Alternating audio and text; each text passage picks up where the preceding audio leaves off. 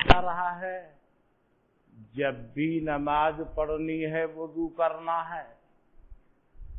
یا ایھا الذین آمنوا اذا قمتم الى الصلاة فاغسلوا وجوهکم وایدیکم الى المرافق واغسلوا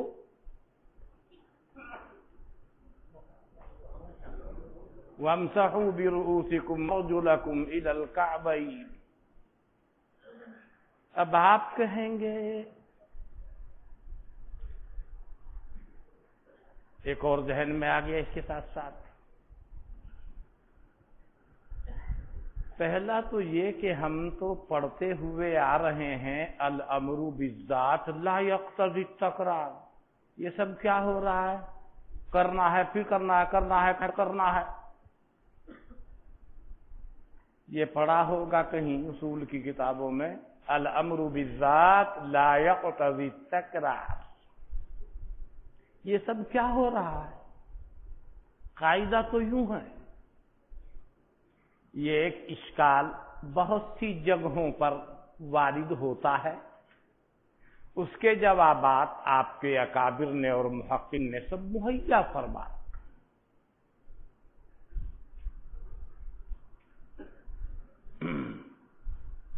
جو احکام اور جو مسببات ہیں، احکام ہی کی دوسری تعبیر کر رہا ہوں مسببات سے، وہ اسباب کے ساتھ مربوط ہیں.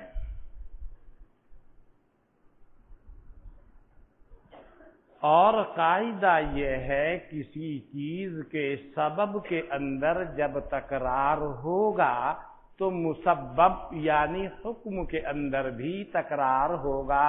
لہذا گویا کہ تقدیراً یہ حکم ہوا کہ جب سبب آیا ملا جی یہ کر، تو اس وقت میں تکرار کہاں ہوا؟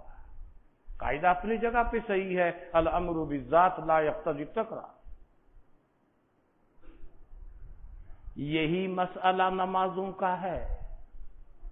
نمازوں کو مسببات و احکام قرار دے کر نص قرآنی نے اوقات کے ساتھ وابستہ کر دیا ہے.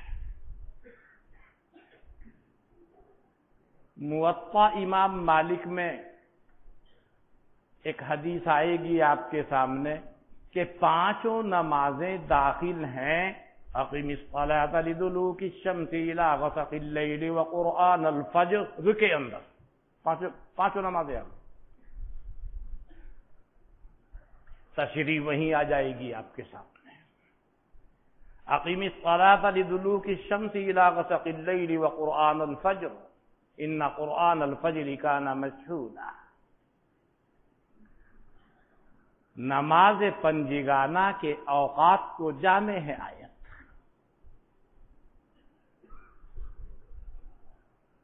بہرحال نماز جو مسبب اور حکم ہے اور جو عماد الدین ہے بنص حدیث، اور کلمہ شہادت کے بعد حقوق اللہ میں جو اہم الامور ہے اسلام کے اندر وہ یہی ہے. اور سب سے پہلے جس چیز کے بارے میں سوال ہوگا حقوق اللہ میں وہ نماز. کہیں حدیث آپ کے سامنے آ جاوے کہ وہاں تو ہم نے دیکھا خون کے سلسلے میں، قتل کے سلسلے میں سوال ہوگا، وہ حقوق العباد سے متعلق ہے. فلا تعارض بینہما، اس لیے میں نے وہ قید لگا دی حق اللہ کے اندر.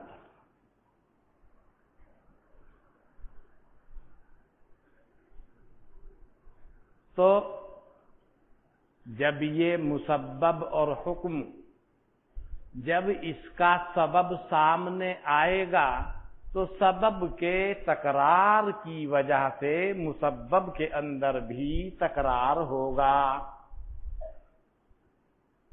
گویا کہ سبب کے آتے ہی تقدیراً حکم مکلفین کی جانب مخاطب ہوا کہ اے مکلف اس کام کو کر. تکرار کا تقاضا نہیں کر رہا ہے. یہ نہیں کہہ رہا ہے کہ ظہر کے وقت میں ظہر کو ڈبل پڑھ، ٹیبل پڑھ، الامر بالذات لا یقتضی التکرار، صحیح کی۔ اگر پڑھے گا بھی ڈبل ہوگی ہی نہیں، سنگل ہی ہوگی، پڑھ لے۔ فرض کی نیت سے پہلے پڑھ لی، ہاں، پھر پڑھ رہا فرض کی نیت سے کہ ہاں جی فرض ادا ہو چکا، الا ان یمنع مانع۔ یہ قید لگا کے چھوڑ رہا ہوں، اس میں گھسیں گے تو بہت تفصیلات۔ فرض تو پہلے ہی ہو گیا، الا ان یمنع مانع۔ خیر، جب نماز اور اس کے اسباب کے اندر یہ ہے تو مبادی کا جو حکم ہے وہاں مبادی کو مسبب شمار کیجئے، اس مسبب کے بھی کچھ اسباب۔ مولانا آپ کو وضو کرنا ہے کب؟ ہر وقت تھوڑا ہی عجیب بہتر ہے، وہ بہتر ہونے کی بات الگ ہے، یہاں وجوب کی گفتگو ہو رہی ہے۔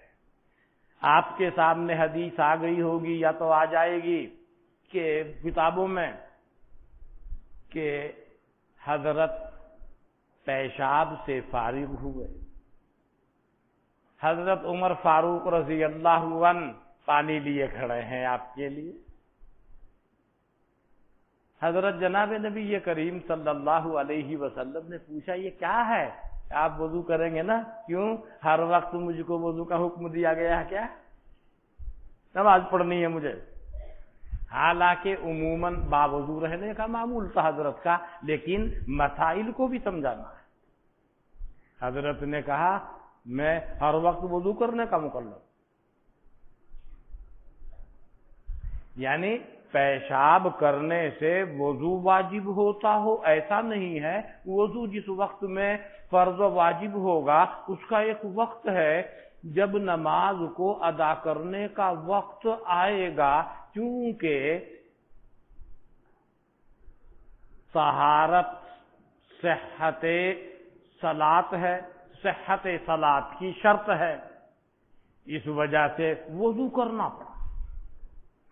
اگر ایک آدمی پہلے سے باوضو ہے، نماز کا وقت آ گیا، یا ایھا الذین آمنوا اذا قمتم الی الصلاۃ الامر للوجوب پڑھ رکھا ہے آپ نے کہ جی ہاں اس پر بھی واجب ہے کیا؟ اس پر بھی واجب ہے؟ جواب آپ کو اس سے پہلے بھی ملے ہوں گے، نہیں بھائی، جب حالت حدث میں ہے تو یہ حکم اس کی جانب بطریق وجوب متوجہ ہے، اور حالت حدث میں نہیں ہے، پہلے سے باوضو ہے تو بطریق استحباب یہ حکم متوجہ ہے۔ اور جہاں اصول میں آپ نے پڑھا ہے الامر للوجوب، وہاں یہ بھی تو پڑھا ہے امر کا صیغہ دوسرے معانی کے اندر بھی استعمال ہوتا ہے، کہیں استحباب کے لیے بھی ہے، کہیں فقط بیان جواز کے وقت ہے، سنت بھی نہیں، فرض بھی نہیں، واجب بھی نہیں، مستحب بھی نہیں، فقط جائز ہے۔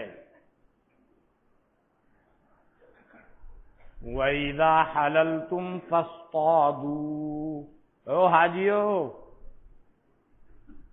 تم نے احرام باندھا تھا نا، کام پورا کر لیا، اب آپ نے احرام سے نکلنے کا سوچا ہے نا، حلال ہو گئے کہ ہاں جی فاصطادوا، لہذا شکار کرو۔ کرو الامر للوجوب۔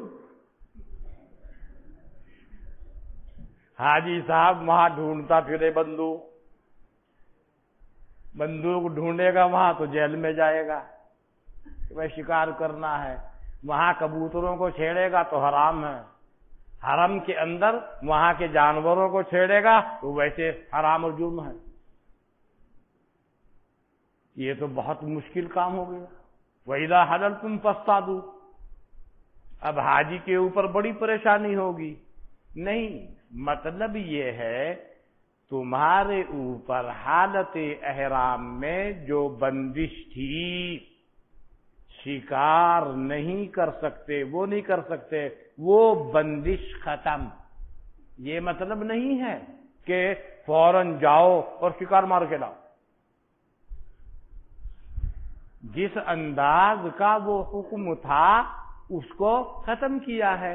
وہ تمہارے اوپر جو حرمت تھی، حرمت ختم ہو گئی۔ فرضیت یا وجوب یا سنیت یا استحباب کو بیان کرنا مقصود نہیں ہے۔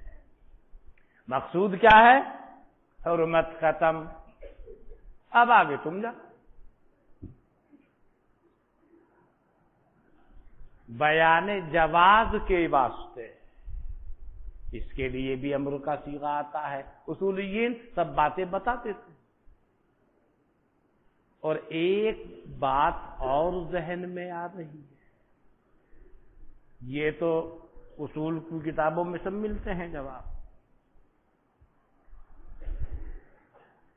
طہارت شرط صحت صلاۃ ہے۔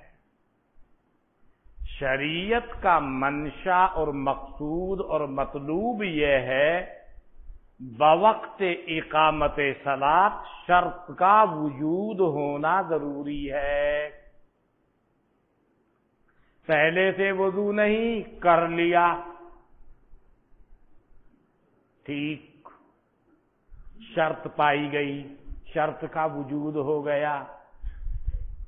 پہلے سے وضو تھا، نہیں کیا،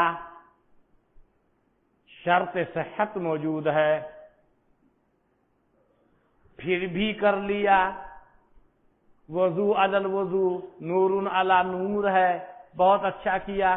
ہمیں تو نماز کی صحت کی شرط کو دیکھنا ہے، وہ سنگل طریقے پر ہو یا وضو علی الوضو کے طریقے پر ہو، ہمیں تو وہ چیز دیکھنی ہے، مطلوب کو دیکھنا ہے۔ مطلوب پایا گیا، لہذا کوئی حرج کی بات نہیں ہے۔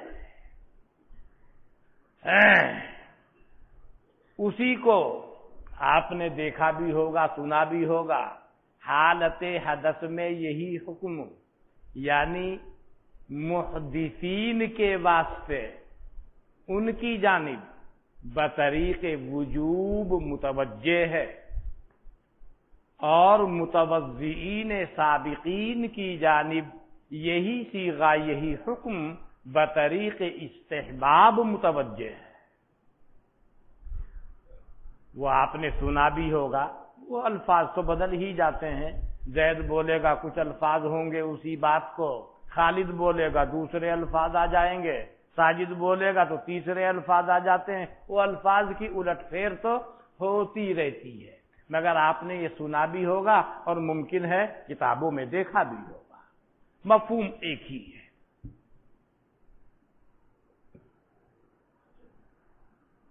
وہ بات میں نے عرض کی، مقصود تو یہاں یہ ہے کہ صحت کی شرط کا تحقق اور وجود اس وقت میں چاہیے۔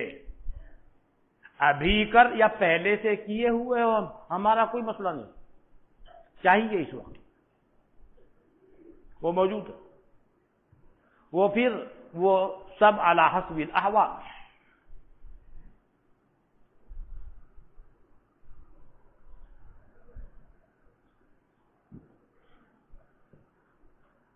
ایک بات، یا ایھا الذین آمنوا اذا قمتم الی الصلاۃ فاغسلوا وجوہکم وایدیکم الی المرافق وامسحوا برؤوسکم وارجلکم الی الکعبین۔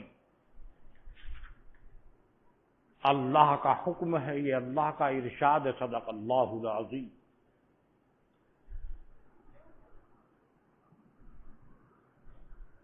اور آپ کے سامنے احادیث گزر چکی ہوں گی، گزر رہی ہوں گی، مختلف کتب میں جو آپ پڑھ رہے ہیں، وضو کرتا ہے تو گناہ جھڑتے ہیں، اس کی کیفیت بھی بیان کر رکھی ہے، ایسے ایسے آئی ہوں گی کتابوں میں، گزری ہوں گی۔ بعض کتابوں میں گزر گئی ہوگی، بعض میں آئی۔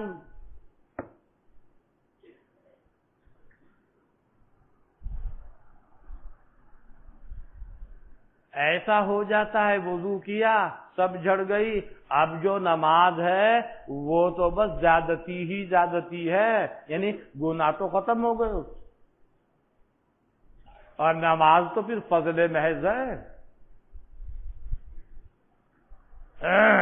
سب سے پہلے اللہ نے حکم فرمایا چہرے کو دھو، سب سے پہلے ہاتھ کو دھونے کا حکم نہیں فرمایا۔ سب سے زیادہ خطرناک چیز اور تمام بیماریوں کی جڑ، میں دوسری بیماریاں مراد لے رہا ہوں یہاں سے، وہ اعضائے ظاہرہ میں وہ آنکھ۔ کبھی آپ کہیں ہم نے تو مشکات شریف میں ایک حدیث پڑھی تھی، المعدۃ حوض الوزن، پڑھی ہوگی ابھی؟ آپ کیا آپ کہہ رہے ہیں کہ وہ اسی لیے میں نے کہا اعضائے ظاہرہ، اندر نہیں جا رہا ہوں، ظاہر میں بول رہا ہوں۔ آنکھ بہت گڑبڑ کرتی ہے، ادھر دیکھا ادھر دیکھا ادھر دیکھا، کوئی چیز اچھی لگی بس پھر کیا، نہ اسے صبح کی خبر، نہ شام کی خبر، نہ دوپہر کی خبر، بس بہت خراب چیز ہے، بغیر اختیار کے نظر پڑ گئی۔ لا یکلف اللہ نفسا الا وسعها۔ اس کے بعد نظر پڑنے کے بعد دوبارہ پھر دیکھ رہا ہے، اس سے منع فرمایا گیا ہے حدیث میں، یہ نہیں، اب تمہارے اختیار کا دخل ہے۔ پہلے تو ویسے ہی جا رہے تھے، اچانک سامنے پڑ گئی کوئی چیز، پڑ گئی یا پڑ گیا، آپ نے کف البصر کیا، ثواب ملے گا، اور آپ نے پھر دیکھا، پھر تاکا، پھر گھورا، اس کے اوپر گناہ ملے گا۔ تو اعضائے ظاہرہ میں سب سے پہلی حرکت عام طور سے یہیں سے شروع ہوتی ہے، آنکھ سے، اور آنکھ کہاں ہے؟ چہرے کے اندر، چہرے میں۔ حکم ہوا فاغسلوا وجوہکم، فاغسلوا وجوہکم، اسے صاف کرو، گناہ نکالو اس کے، بالکل ٹھیک ٹھاک کرو۔ یہ مطلب نہیں اس نے وہ کیا ہے لہذا وہ پانی لے کر کے، پچکاری لے کر کے کھول کھول کے آنکھوں میں ڈال رہا ہے کہ جتنے بھی گناہ ہے سب نکل جائے، یہ جائز نہیں، مکروہ ہے۔ یہ اس طریقے سے پانی ڈالنا آنکھوں میں، یہ آنکھوں کے لیے، بصارت کے لیے مضر ہے۔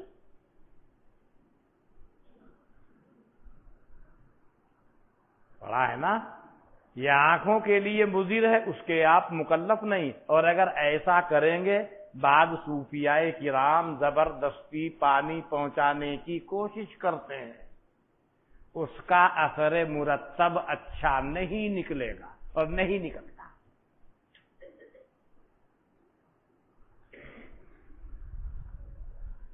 دیکھا آنکھ نے دیکھا، چاہا کہ اس کو پکڑ لوں، ہاتھ لگا دوں، تماس کر لوں، مس کر لوں، اس سے مس ہو جائے۔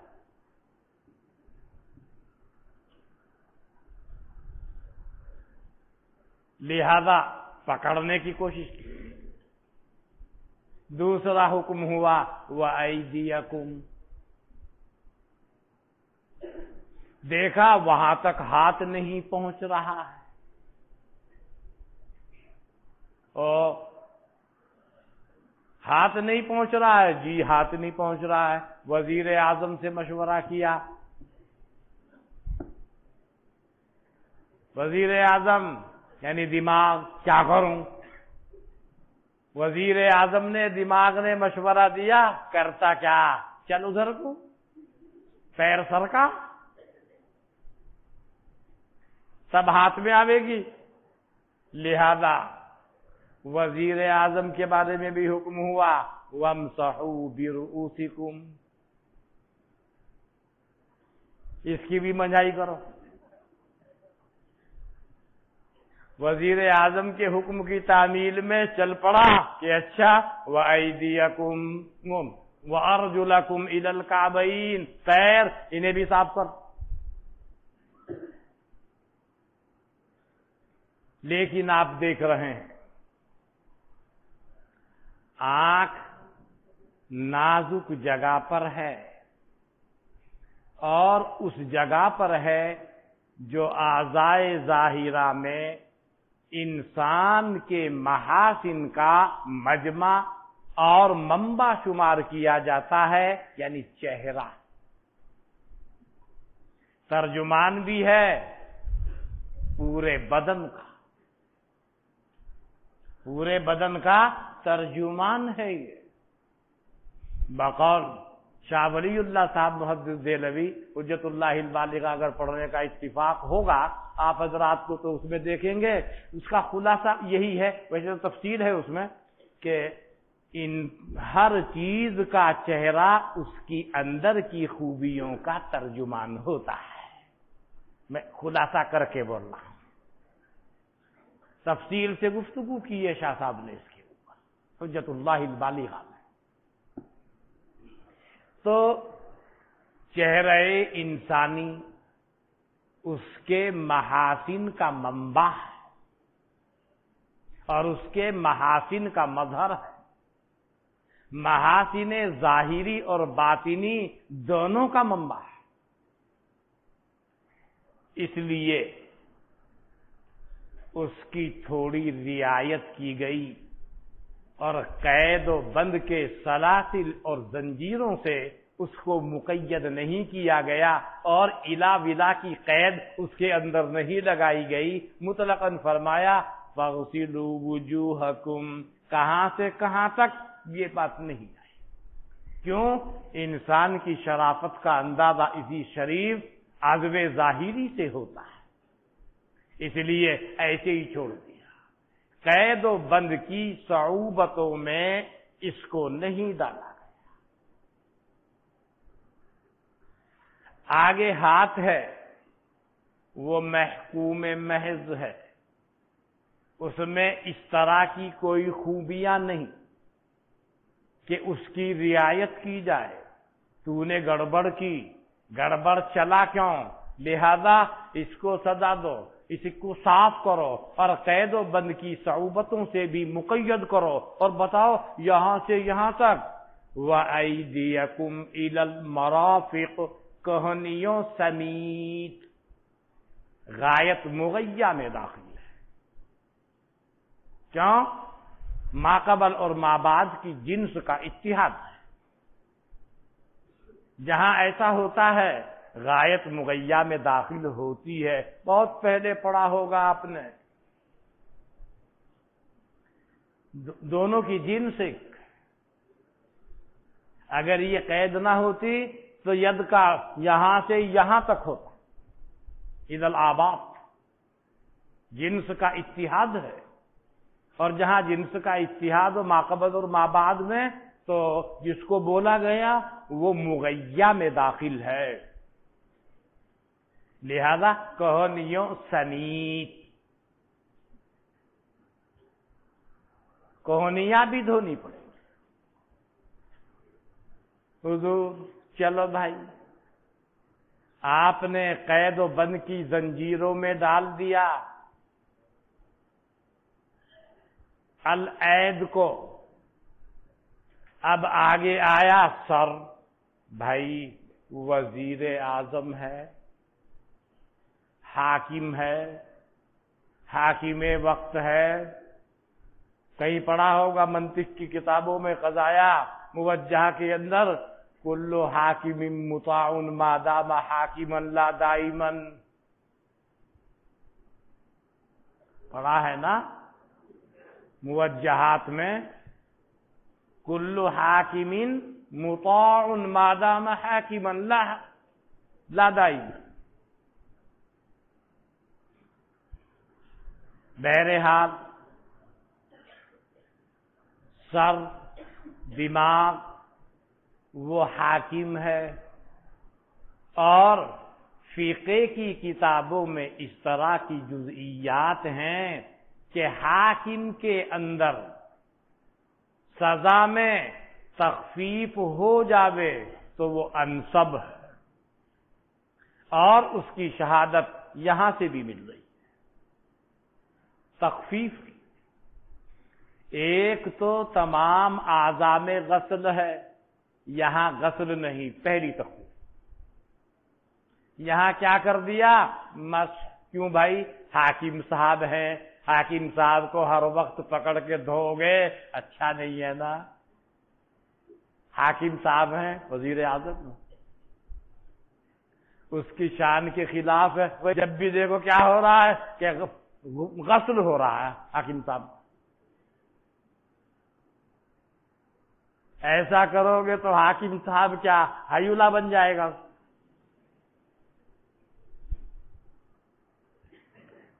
اس لیے دو تخفیف ہوئی۔ پہلی تخفیف غسل کو مسح سے بدل دیا، اور مسح کی اصل حقیقت تو یہ تھی بھیگا ہوا ہاتھ رکھ دو، وہ تو آپ نے دیگر نصوص کی وجہ سے چوتھائی تک کو فرض کہا ہے، کیا کہا ہے نا؟ والمفروض فی مسح الراس مقدار الناسیہ وهو ربع الراس۔ پڑھا کہیں؟ لما روى المغيرة بن شعبة رضی اللہ تعالی عنہ ان النبی صلی اللہ علیہ وسلم اتى سباطة قوم فبال وتوضأ ومسح على ناصيته وخفيه والکتاب مجمل فالتحق بیانا به۔ ہدایت شروع ہی میں ہے، کتاب الطہارت جہاں سے شروع ہوتی ہے، دوسرا مسئلہ یہ ہے، والمرفقان کے بعد، والمرفقان والکعبان يدخلان فی الغسل عندنا خلافا لظفر، اس کے بعد وہی مسئلہ ہے۔ خیر، بجائے غسل کے مسح، اور دوسری تخفیف ہوئی کہ قید و بند سے بھی اس کو بری رکھا گیا۔ ہاں بھائی، کہاں سے کہاں تک؟ کچھ نہیں فرمایا۔ وَامْسَحُوا بِرُؤُوسِكُمْ، جب آپ نے چہرے کے اندر تخفیف کی تھی، یہ تو ڈبل ڈبل تخفیف کا مستحق ہے، لہذا ڈبل ڈبل تخفیف ہو گئی، غسل کو مسح سے بدل دیا گیا، اور قید و بند کی صعوبتیں بھی ہٹا دی گئی، اس سے بھی آزاد کر دیا گیا۔ کیا؟ اور سر کا، اپنے سروں کا مسح کر لو۔ کہاں سے کہاں تک؟ قرآن نہیں بتا رہا، وہ آپ نے احادیث صحیحہ کی روشنی میں اس کی تفسیر کی روبیرات، خصوصاً حنفیہ میں۔ حضرت امام شافعی اپنے اطلاق پہ برقرار، جیسا کہ اپنے مقامات پر یہ گفتگو۔ تو یا ایھا الذین آمنوا اذا قمتم الى الصلاة فاغسلوا وجوہکم وایدیکم الى المرافق وامسحوا برؤوسکم وارجلکم الى الکعبین۔ پھر نمبر آیا چوتھے نمبر پہ پیر کا۔ آ جا بھائی، اب کہ تیرا نمبر ہے، تیری دھلائی ہوگی، تو بہت غلط راستے پر چلتا ہے، تجھے صاف کیا جائے گا، تمہاری وضاقتہ درست کی جائے گی۔ آ جا، غسل بھی ہے، اور غسل کے ساتھ ساتھ کیا ہے؟ قید و بند بھی ہے. کہاں تک؟ الی الکعبین، ٹخنوں تک.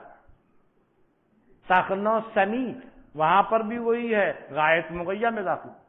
ٹخنے بھی دھوئے جائیں.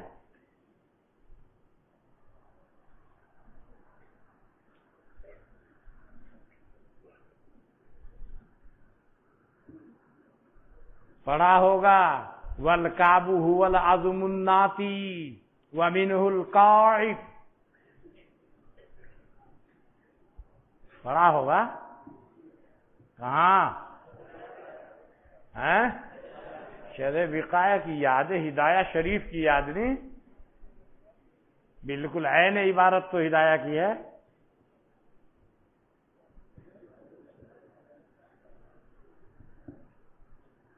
یعنی جس طریقے سے میں نے عبارت پڑھی ہے کیوں کہ توں، وہ ہدایہ کی عبارت ہے.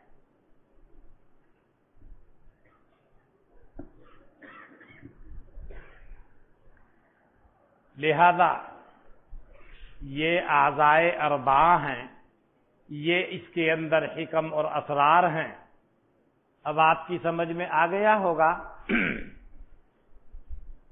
اب میں اس کا ترجمہ آپ کے سامنے پیش کر دوں.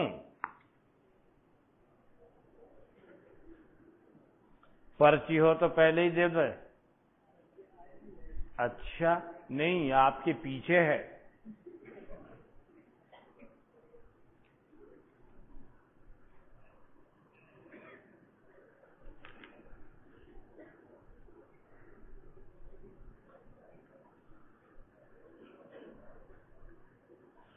ہاں، حضرت استاذی یطوفی قد ذکرتم فی الامس. فی لگانے کی کیا ضرورت تھی اس میں؟ وہ تو خود ہی ظرف ہے. امسی تو امسی کافی ہے، فی لگانے کی ضرورت نہیں. میرے عزیز کوئی بات نہیں، بچے ہیں. قد ذکرتم فی الامس حکمت تخصیص الغسل حین یقظات النوم بالیدین قد فہمنا ولكن بقی لنا فیہا اشکاک لماذا لا تخصیص الغسل بالسبیلین وکان مظنۃ النجس فیہم. یہ تو میں نے بیان کیا تھا. شاید اس کے کہنے کا مقصد یہ کہ ہماری سمجھ میں نہیں آیا. اچھا یہ ہو سکتا ہے. کوئی بات سمجھ میں نہ آئی تو بچہ ہے، ہم اسے پیش کر دیں گے. دیکھو، ہاتھ دھونے کا جو مسئلہ ہے اس سے جو لاحق ہونے والی مضرت ہے، وہ مضرت دوسروں تک پہنچنے کا احتمال رکھتی ہے، جس کو میں نے کہا تھا متعدیہ. اور جو آپ کے کپڑے میں، آپ کی سبیل وغیرہ میں جو کچھ ہے، اور آپ کے صدر گیٹ باب الظاہر میں جس کا بھی احتمال ہے، وہ آپ تک ہے. دوسرے تک اس کی مضرت کے پہنچنے کا کوئی مسئلہ نہیں. اس لیے میں نے کہا تھا وہاں جو مسئلہ ہے وہ لازمہ ہے. اس لیے جہاں مضرت متعدیہ تھی اور دوسرے تک پہنچنے والی تھی، اور میں نے بعض مثالیں بھی دی تھی، بعض طبیعتیں ایسی ہوتی ہیں، اور اسی کو واضح کرنے کے لیے حوض کی مثال بھی ایک میں نے آپ کے سامنے پیش کی تھی. شاید اس بچے کے پوچھنے کا وہی مقصد ہے کہ وہ آخر والا سمجھ میں نہیں آیا. اب شاید سمجھ میں آیا ہو، میں نے الفاظ بدل دیے ہیں اس کے کچھ. یہاں کی مضرت کا اثر دوسرے تک پہنچ رہا ہے، اور یہ جو ہے دوسرے والی، وہاں کی مضرت کا اثر جو کچھ بھی ہے احتمال، وہ آپ تک محدود ہے، اور لازم اور متعدی میں فرق ہوا ہی کرتا ہے. سمجھ میں آ گئی ہوگی بات؟ لے بھائی،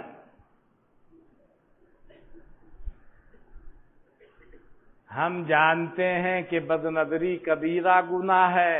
اچھا یہ کون سی کتاب میں لکھا ہے؟ کون ہے بھائی؟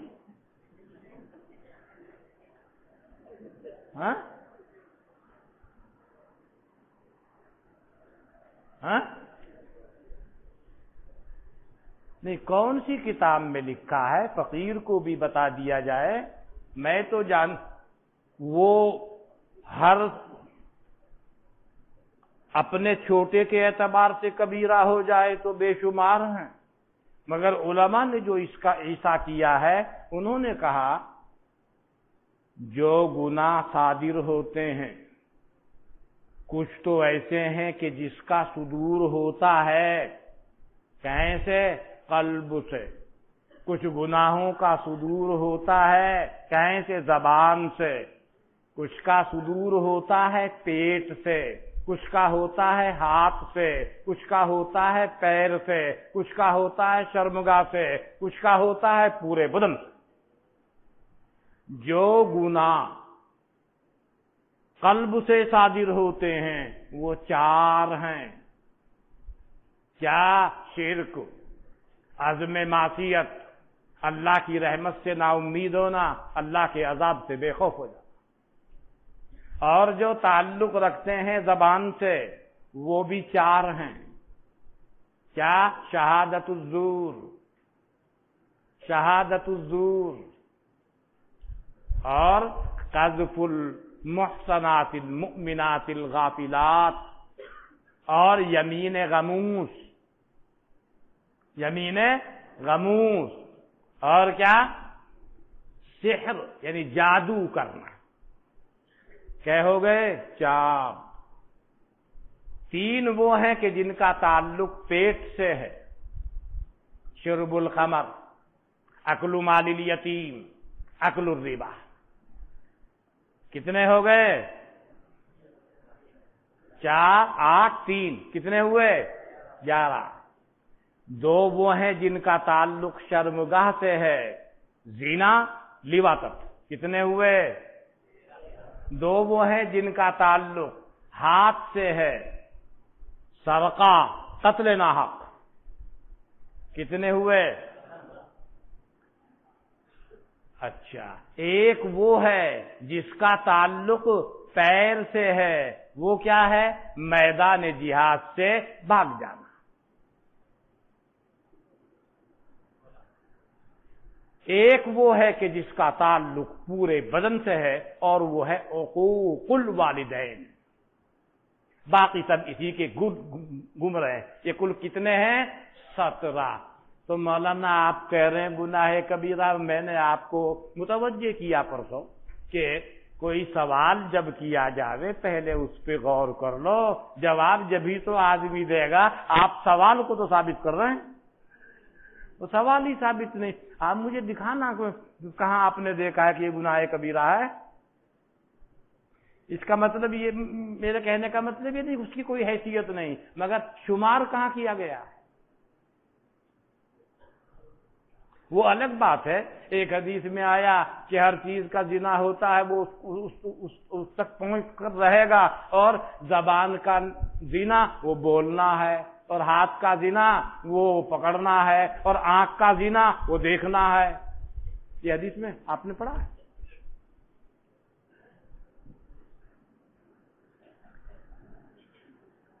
ہم جانتے ہیں کہ بد نظری کبیرہ گناہ ہے، اور وہ توبہ کے بغیر معاف نہیں ہوتی۔ تو وضو میں چہرہ دھونے سے جو گناہ زائل ہوتا ہے وہ کون سا ہے؟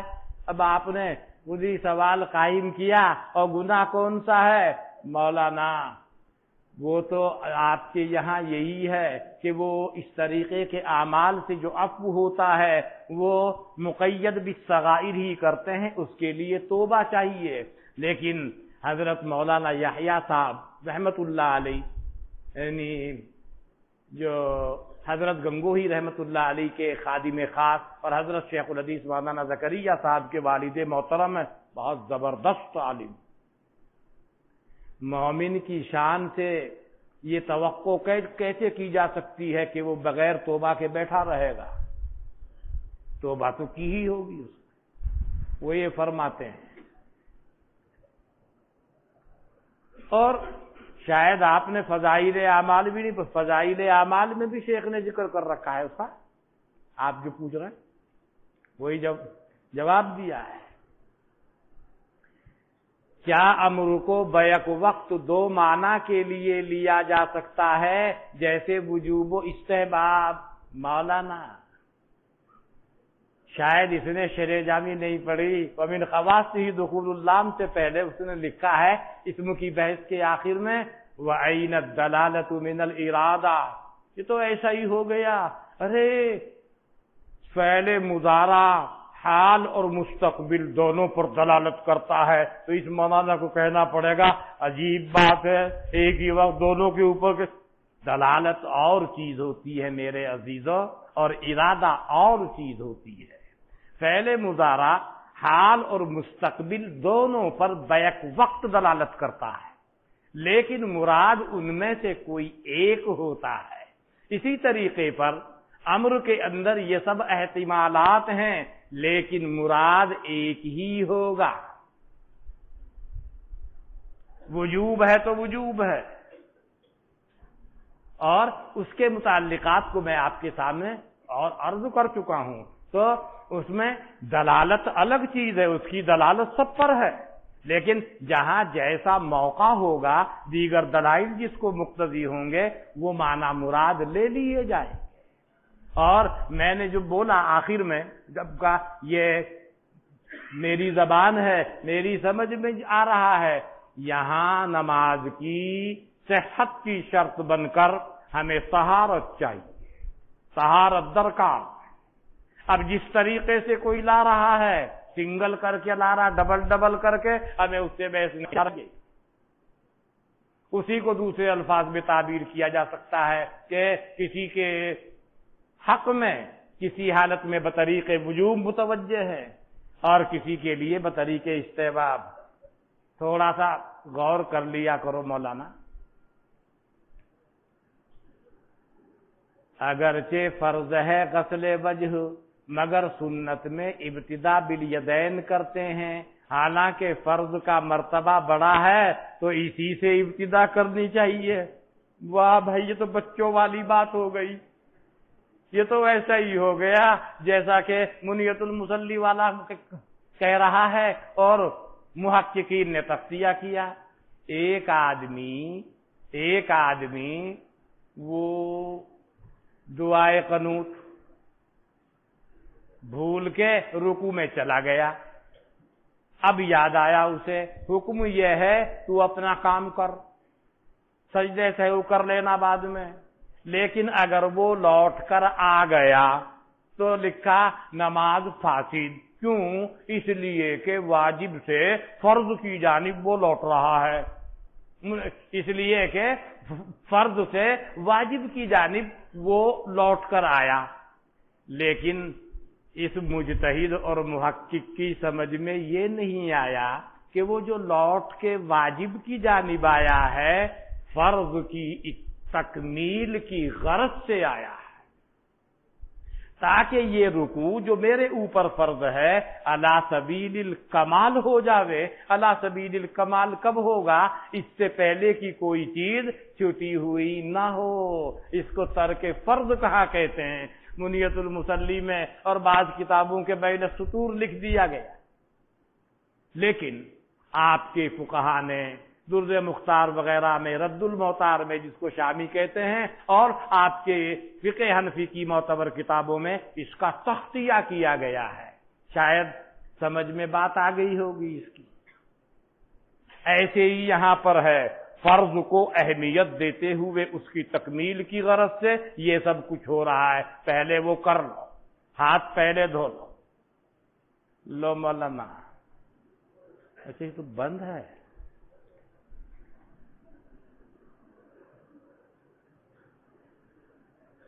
لوگوں کے حالات سیر اعلام النبلاء میں کس ترتیب پر لکھا ہے برائے مہربان؟ وہ میں نے اس سے بھی عرض کیا تھا اس سے پہلے بھی، جو رجال کے طبقات ہیں اور جس اعتبار سے وہ گزرے ہیں، جیسے وہ کب کا ہے، کس طبقے کا ہے، اسی حساب سے چلتا ہے۔ وہ طبقات جو ہیں وہ تقریب التہذیب ہے نا حافظ ابن حجر کی، اس میں تھوڑا سا طبقات کا ذکر کیا ہے اس نے، اور اس سے انداز ہوگا۔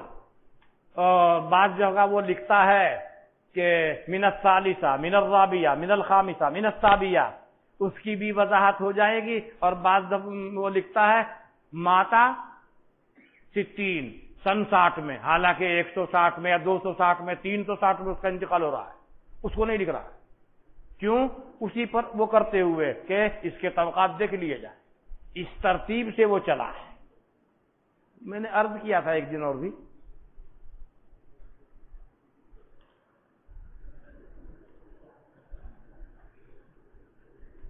یہ کبیرہ گناہوں کی تفصیل کس کتابوں میں ہے؟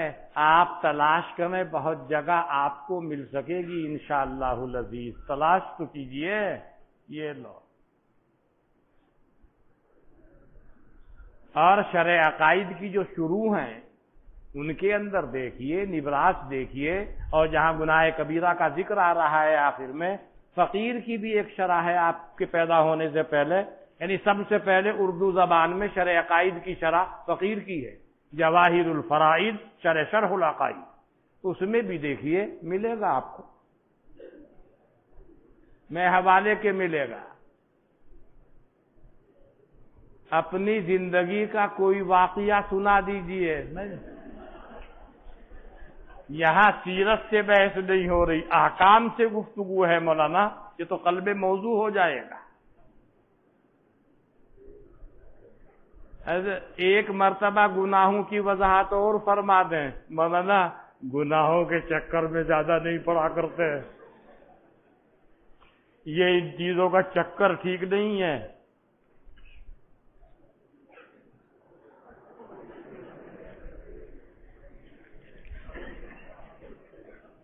فلم يقيد بحد معين كما قدر على الرغم من ذلك لم يخذ الوجه من قيد فإن الفرض استياب الوجه يجب غسل. مولانا یہ تو آپ وہاں کوئی قید نہیں ہے نا چہرے میں. یہ جو آپ جو کرتے ہیں یہ کہہ کر چہرہ نام کس چیز کا ہے؟ یہ قید و بند نہیں ہے. وہ تو چونکہ چہرے کو دھونے کا حکم ہے، جو جس کو آپ چہرہ کہتے ہیں بس اسی کا حکم ہے، قید نہیں ہے اس کے اندر. یہ لو مواجہت سے ماخوذ ہے.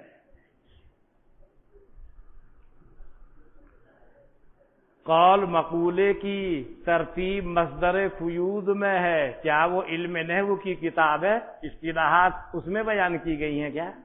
وہ تو ترکیب کی گفتگو وہ علم نحو کی کتابوں میں بیان کی جائے. اس میں دیکھیے، میری بات کو تھوڑا سمجھیے نا. میں نے تو آپ سے کہا شروع ہے شرعیت میں ایسے ترکیب لکھی گئی ہے، مگر علم نحو میں تو دیکھنا پڑے گا نا.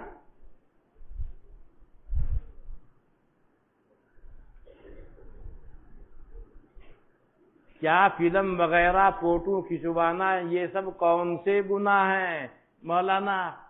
فلم کا ذکر تو وہاں گناہ کبائر میں وہ صاف طریقے سے نہیں آ رہا ہے، مگر اس کو ان کے اوپر آپ جو اس طرح کے ہیں وہ ان کے اوپر کس سے ملتے جلتے ہیں وہ اب آپ دیکھ لیجئے. لیکن وہاں وضاحت نہیں ہے، نہ فوٹو کا ذکر ہے حدیث میں اور نہ اس کا. وہ الگ جگہوں پر اس کو کہتے ہیں تصویر، اس کا ذکر ہے مگر یہاں پر ذکر نہیں ہے. جہاں کبائر کا ذکر ہے اس کے اندر اس کو ذکر نہیں کر رہے ہیں. میلاد و قیام مولانا ابھی قعود ہی سے فرصت نہیں ہے، آپ قیام کے چکر میں پڑ رہے ہیں. یہ میلاد کے مسائل لعل اللہ یحدث بعد ذلک امرا. حالت استحاضہ میں وطی جائز ہے؟ کیا بات ہے، پریشانی زیادہ ہو رہی ہے کیا؟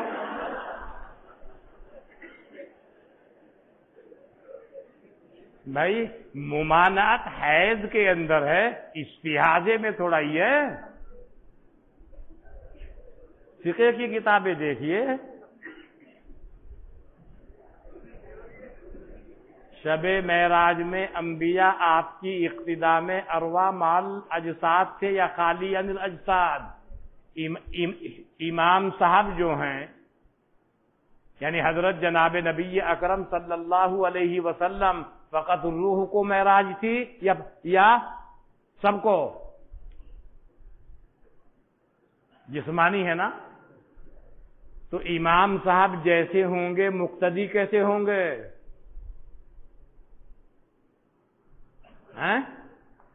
بس اسی سے انداز لگا لیجئے۔ اچھا، پھر سے شمار کرائیں اس کا، جب ابھی میں نے کہا گناہ کبیرہ کو پھر سے بتا دیجیے۔ مسح علی الراس کا مسنون طریقہ کیا ہے؟ تھوڑا توقف کرو، انشاءاللہ کتاب ہی میں، وہاں چونکہ ایک لمبی گفتگو انشاءاللہ ہو جائے گی۔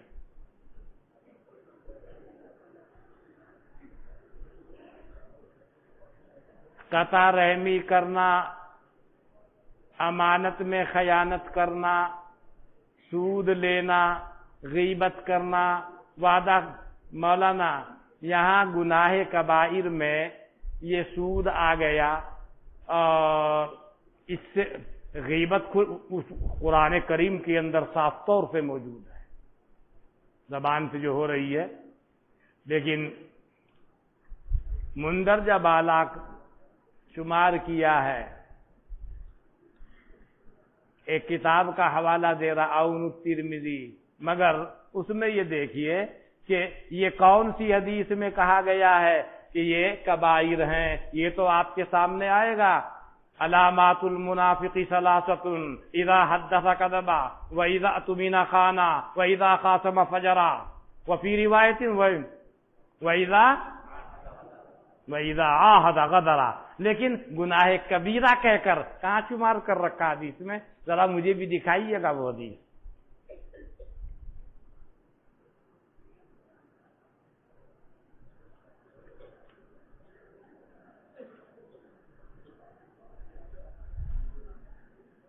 ہمیں معلوم ہے کہ عبداللہ ابن ام مکتوم نابینا تھے، ایک بزرگ ایسے فرماتے ہیں نابینا نہیں تھے، بلکہ ان کے بھائی، یہ تو نابینا ہونے کی صراحت حدیث میں موجود ہے۔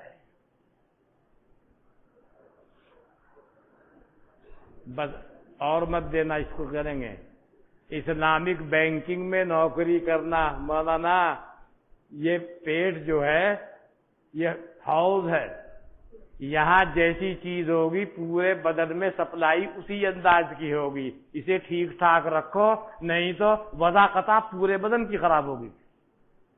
اس لیے ان چکروں میں مت پڑو۔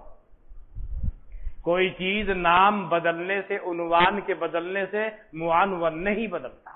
فیہ ما فیہ فتفکر۔ قال اللہ تعالی احل اللہ البیع وحرم الربا۔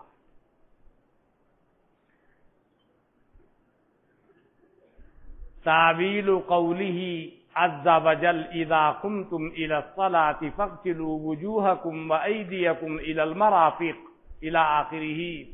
اخبرنا قتیبۃ بن سعید قال حدثنا سفیان عن الزہری عن ابی سلمۃ عن ابی ہریرہ رضی اللہ عنہ ان النبی صلی اللہ علیہ وسلم قال، جناب نبی اکرم صلی اللہ علیہ وسلم نے فرمایا، اذا استيقظ احدكم من نومه، یقظن مادہ ہے، باب استفعال ہے، جب بیدار ہو تم میں سے کوئی اپنی نیند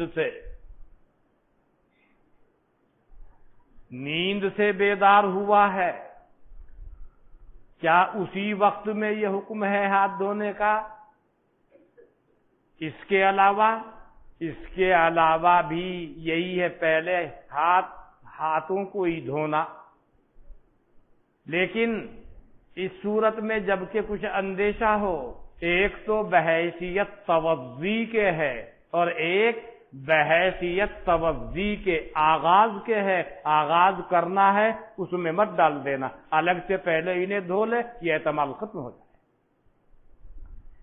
جب بیدار ہو تم میں سے کوئی اپنی نیند سے، نیند جانتے ہو نہیں؟ نوم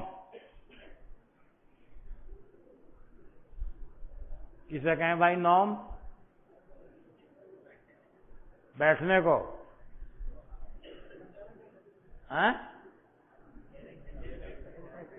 گھنٹے میں بیٹھ کے سونے کو نوم کہتے ہیں۔ اچھا،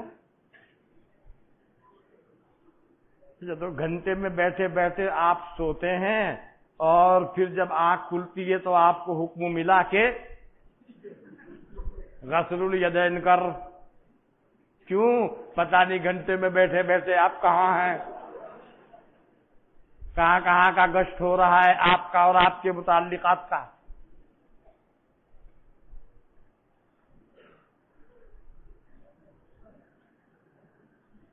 النوم هو فترة طبيعية تحدث للإنسان بلا اختيار منه تمنع الحواس الظاهرة والباطنة عن العمل مع سلامتها۔ یہ ہے نوم کی تعریف۔ ہوا فطرت، ایک ہے فطرت، وہ اس کے معنی اور ہیں، یہ ہے فا اور تا، فطرت۔ ہوا فطرت طبیعیت تحدث للانسان بلا اختیار منہ، اس میں اختیار کا بھی دخل ہے۔ تمنع الحواس الظاہرۃ والباطنۃ، حواس ظاہرہ ہاتھ پاؤں آنکھ اپنے کام سے رک گئے، حالانکہ ٹھیک ٹھاک، کیوں؟ فطرت ملی ہے، ابھی چھٹی ملی ہے، اپنا کام نہیں کر رہا، سستا رہیں تمام اعضاء۔ تمنع الحواس الظاہرۃ والباطنۃ عن العمل مع سلامتها، حالانکہ تمام اعضاء ٹھیک ٹھاک ہیں، اپنا کام نہیں کر رہے، بس سو رہے ہیں۔ جب بیدار ہو تم میں سے کوئی اپنی نیند سے، فلا یغمس، پس نہ ڈالے وہ، نہ گھسیڑے وہ، نہ داخل کرے وہ، یدہ، اپنے ہاتھ کو۔ ایک ہے وضو، واو کے ضمے کے ساتھ، وضو اس کے معنی ہے التوضی، وضو کا عمل۔ ایک ہے واو کے زبر کے ساتھ وضو، اس کے معنی ہے الماء الذی یستعمل للوضوء، یہ معنی ہے وضو ان کے، یعنی وضو کا پانی، الماء المعد للوضوء، اس لیے یہاں آیا فی وضوئہ، اپنے وضو کے پانی میں۔ جب ہم اس کا ترجمہ یہ کریں گے تو آپ کو الجھن نہیں ہونی چاہیے، پانی کہاں سے آ گیا؟ ارے بھائی پانی نہیں آئے گا تو وضو ہوگا کیسے؟ پانی تو چاہیے۔ اس فرق کو یاد رکھنا، حرکتوں کے بدل جانے سے معنی بدل جاتے ہیں۔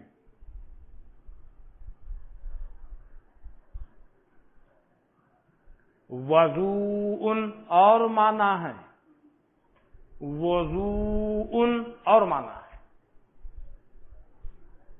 ایک وقت میں مصدر کے معنی میں ہے اور ایک وقت میں مصدر نہیں، اس میں جامد ہے۔ وضو کا پانی، پس داخل نہ کرے وہ اپنے ہاتھ کو، کون؟ وہی مستيقظ، اپنے ہاتھ کو داخل نہ کرے اپنے وضو کے پانی میں۔ یہ ترجمہ کیسے کر دیا ہم نے؟ جیسے میں نے عرض کیا، یہ ترجمہ ہو گیا، حتی یغسلها ثلاثا، یہاں تک کہ دھو لے وہ ان کو، کن کو؟ یدین کو، یدین کو دھو لے، ید کو دھو لے 3 دفعہ۔ کیوں صاحب؟ ناپاک تھے کیا یہ؟ نہیں صاحب، احتمال سا تھا تشفی کے واسطے، اطمینان کے واسطے، بطریق وجوب نہیں، بطریق سنیت یہ حکم ملا کہ پہلے غسل الیدین کر لو۔ حضور اگر ناپاک ہوتا ہاتھ تو بھی ایک دفعہ دھونے سے پاک ہو جاتا، یہاں پر دھونے کا حکم کیوں 3 دفعہ؟ یہ چونکہ حکم علی سبیل الوجوب ہے ہی نہیں، لہذا تعداد بھی علی سبیل الوجوب نہیں، لہذا بہتر اور مسنون طریقہ یہ ہے 3 دفعہ دھو لو۔ بڑی سے بڑی ناپاکی ہو 3 دفعہ دھونے سے پاک ہو جائے گی، پاخانہ لگ گیا کسی چیز پر ایک دفعہ دھونے سے پاک ہو جاتی ہے، اور جہاں 3 دفعہ کا حکم ہے اس میں کچھ مسالے اور کچھ عوارض ہیں جو اپنے مقامات پر آپ کے سامنے آئیں گے انشاءاللہ۔ حتی یغسلھا ثلاثا، یہاں تک کہ دھو لے اس کو 3 مرتبہ۔ فإن أحدکم، اس لیے کہ تم میں سے کوئی یعنی جتنے بھی مستيقظین ہیں جب سو کر کے اٹھیں گے، تم میں سے کوئی بھی سو کر جب اٹھا، اب اسے یہ معلوم نہیں کہ ہاتھ شریف کا طواف کہاں کہاں ہوا ہے، کچھ پتہ نہیں۔ اجی نہیں، میں نے تو لنگی باندھ رکھی تھی، بعض دفعہ لنگی کھل جاتی ہے اور کچھ کا کچھ ہو جاتا ہے۔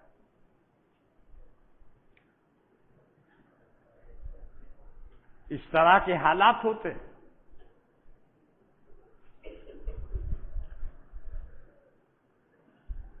فَإِنَّ أَحَدَكُمْ، اس لیے کہ تم میں سے کوئی لا یدری، درا یدری درایتن، جاننا، اس لیے کہ تم میں سے کوئی مستيقظین میں سے کوئی جو سو کر کے اٹھنے والا ہے، بیدار ہونے والا ہے، وہ نہیں جانتا، کہیں کو نہیں جانتا، أَيْنَ بَاتَتْ يَدُهُ، باتا یبیت بیتوتتن، رات گزارنا، اینا باتا باتا باتو باتت، واحد مؤنث غائب، واحد مؤنث غائب۔ اب کوئی سوچے گا کیا بات ہے، مؤنث غائب ہی کیوں رہتا ہے، یہ غیبت حضور سے کیوں نہیں بدلتی؟ اینا باتت یدہ، آگے جو آ رہا ہے ید وہ مؤنث ہے، مؤنث ہے، فاعل کی تانیث کے سبب سے فعل کو مؤنث لایا گیا۔ یہ سب قواعد علم نحو کی کتابوں سے آپ جانے ہوئے ہیں اور جانتے سنتے پڑھتے ہوئے چلے آ رہے ہیں۔ وہ نہیں جانتا کہ کہاں رات گزاری ہے، بھئی کس نے؟ ملا جی کے ہاتھ نے، تم میں سے کسی کے ہاتھ نے، مستيقظ کے ہاتھ نے کہاں کہاں رات گزاری ہے اور رات بھر کہاں کہاں مٹر گشت ہوئی ہے ہاتھ شریف کی، کسی کو پتہ نہیں۔ کیوں؟ وہ تو سو رہا تھا۔ اب کہنے لگے نہیں، میں سوتا سوتا بھی تم کو دیکھ رہا تھا۔ وہ تو بعض افراد ہیں ایسے، نہیں چلتا، نوم مطلقاً، جس کو نوم کہتے ہیں، ناقض وضو ہے، مگر یہ کہ وہ نوم حیات صلاۃ وغیرہ پر ہو، اس کی بحث جہاں نواقض وضو کا تذکرہ آئے گا، اس کی گفتگو اصل وہاں ہو۔ بہرحال وہ نہیں جانتا کہ اس کے ہاتھ نے رات کہاں گزاری ہے۔ یہ ایک حدیث الحمدللہ پوری ہو گئی آپ حضرات کی دعاؤں کی برکت سے۔ اور کل آپ جب آؤ تو مسواک کر کے آنا،